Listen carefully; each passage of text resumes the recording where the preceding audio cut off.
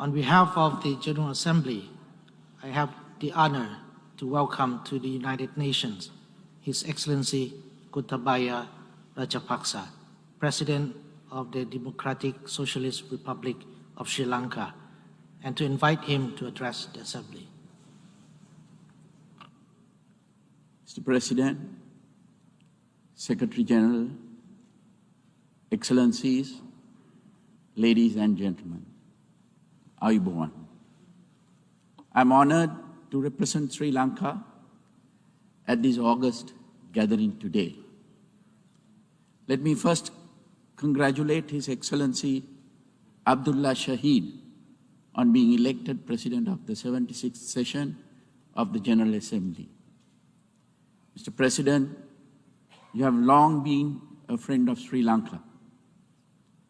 We look forward to working closely with you in the year ahead. I also take this opportunity to convey our appreciation of His Excellency Volkan Bozkir's stewardship of the previous session of the General Assembly and to commend Secretary General Antonio Guterres for his leadership in these difficult times. Mr. President, the COVID-19 pandemic has had a devastating impact on humanity. I sympathize deeply with all who have lost their loved ones during the pandemic. I thank frontline healthcare and essential workers around the world for their dedication and commend the World Health Organization for its crisis response.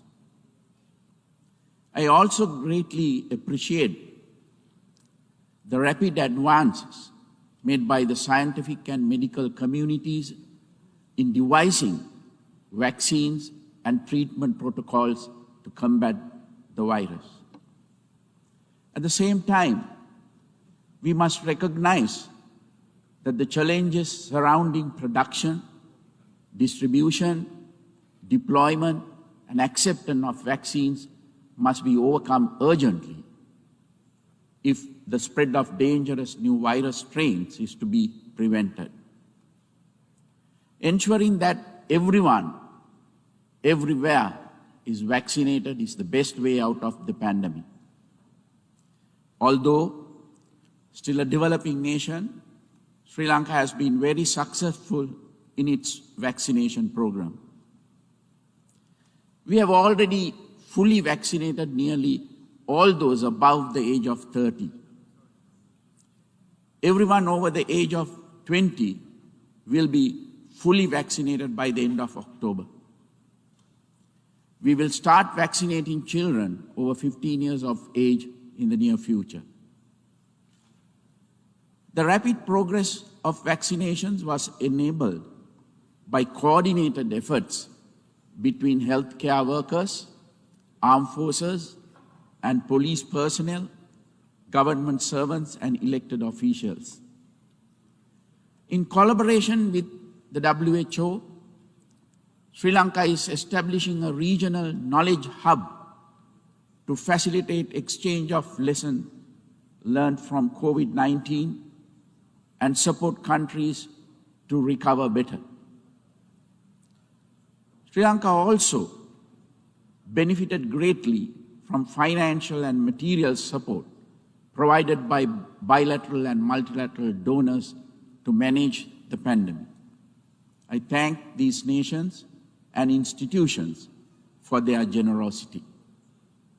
The increased global cooperation visible during this ongoing crisis is greatly encouraging.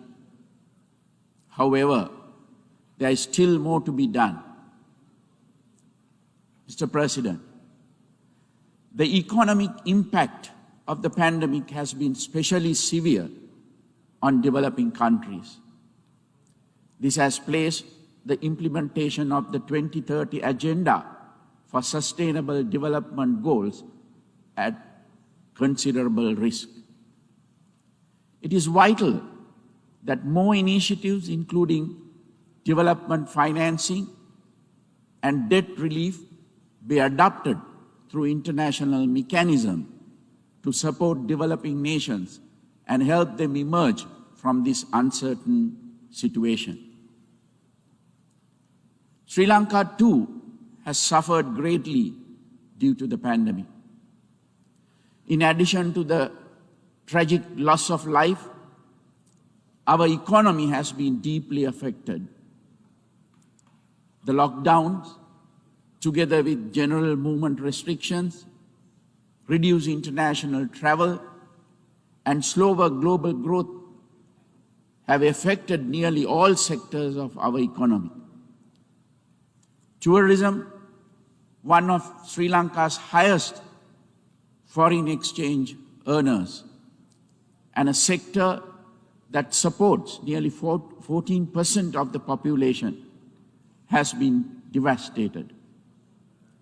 This industry, together with small and medium businesses in many other sectors, received government support through interest moratoriums and other financial sector interventions.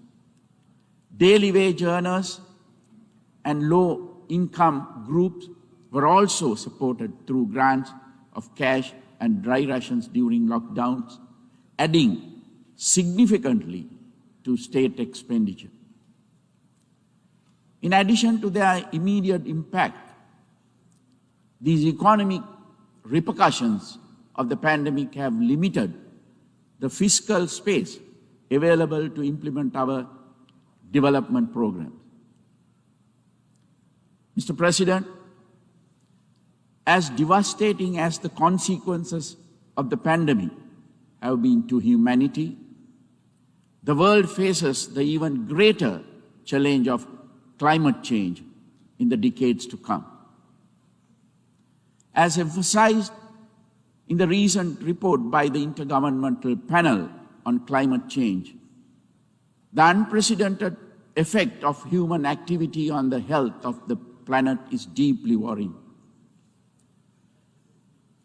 Addressing the grave threats posed by climate change and the loss of biodiversity requires decisive and urgent multilateral action.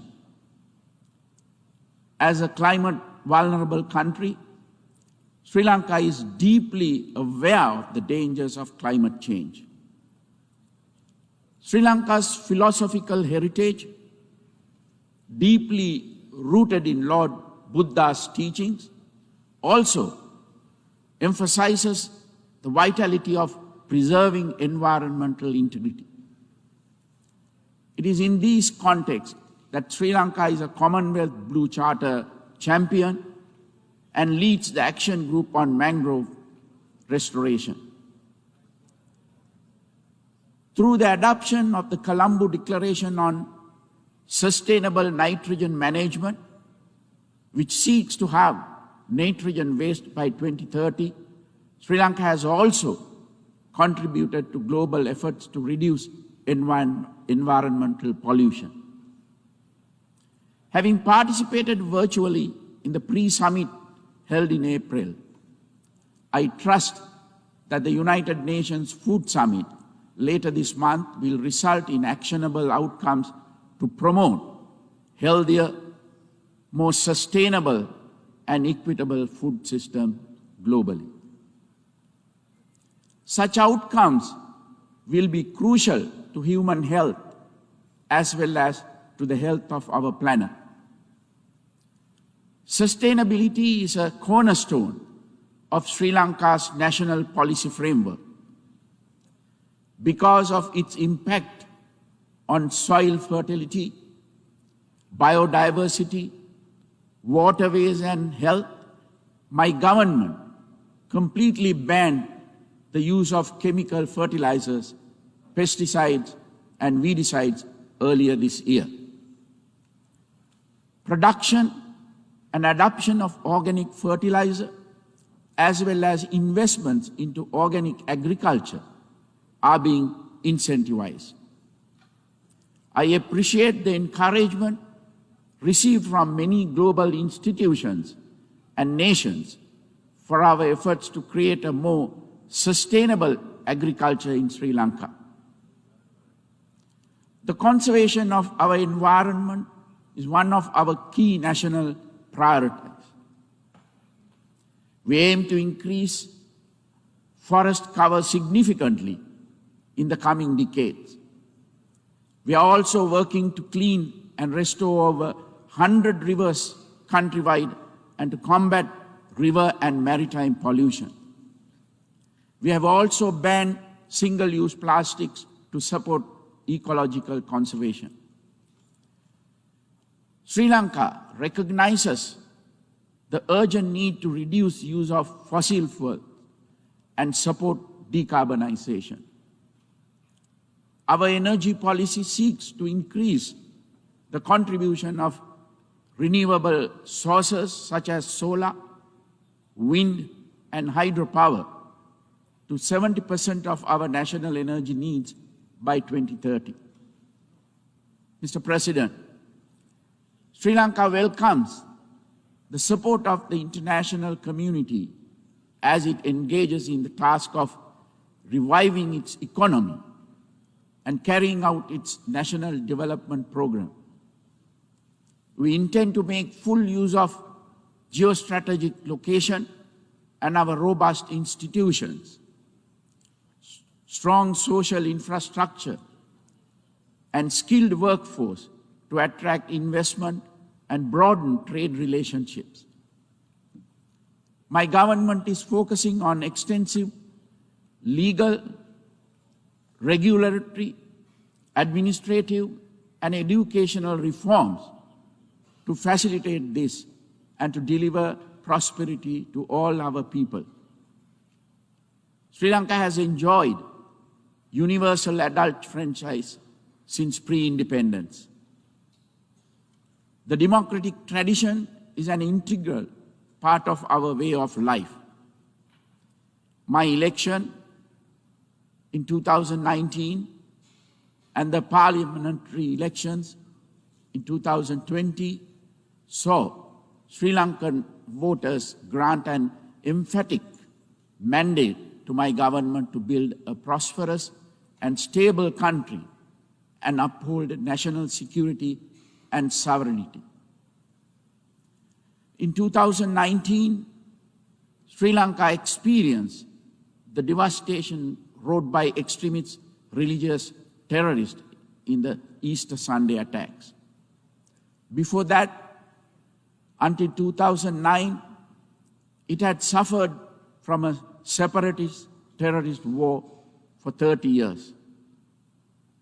Terrorism is a global challenge that requires international cooperation, especially on matters such as intelligence sharing, if it is to be overcome.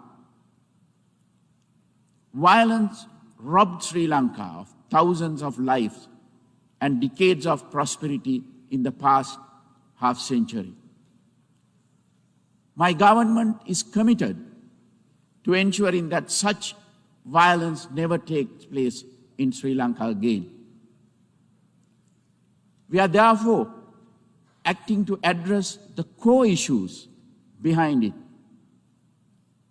fostering greater accountability, restorative justice, and meaningful reconciliation through domestic institutions is essential to achieve lasting peace.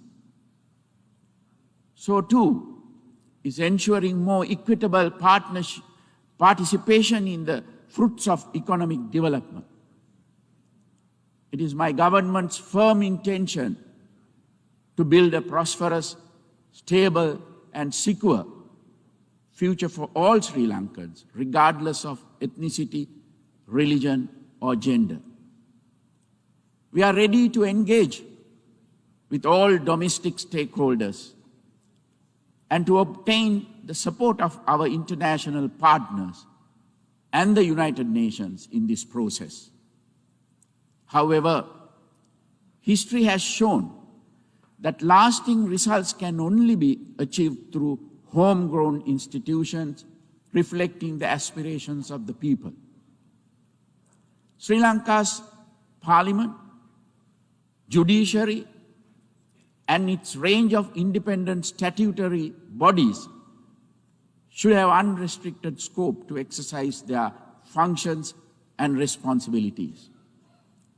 Mr. President, Excellencies, distinguished delegates, if, in keeping with the theme of our general debate today, we are to truly build resilience through hope, we must all strive towards the common good.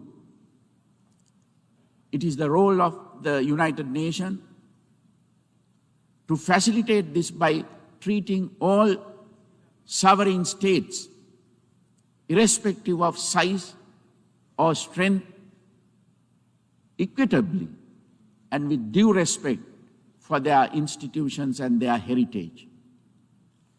I request the United Nations and the international community to ensure the protection of the Buddhist heritage of Afghanistan.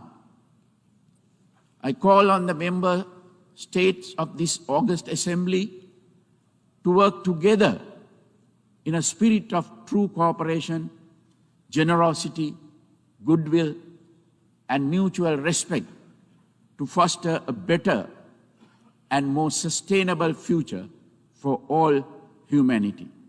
Thank you.